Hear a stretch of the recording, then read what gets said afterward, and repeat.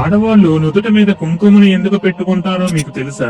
ఒక రోజు పార్వతీదేవి కైలాసంలో శివుడి కోసం పువ్వులు కోస్తూ ఉంటుంది. అప్పుడు అక్కడికి నంది వచ్చి, తల్లి, నాకు ఒక సందేహం ఉంది. శివుడికి ప్రతిరోజు ప్రతి క్షణం ప్రేమను చూపించాలి అంటే ఏం చెయ్యాలి అని అడుగుతాడు. నంది మాటలు విన్న పార్వతీదేవి నవ్వుతూ నాతో రా అని చెప్పి విష్ణువుని పూజించే కుంకుమని తన నుదుటి మీద పెట్టుకుని శివుడి ముందుకు వెళ్తుంది.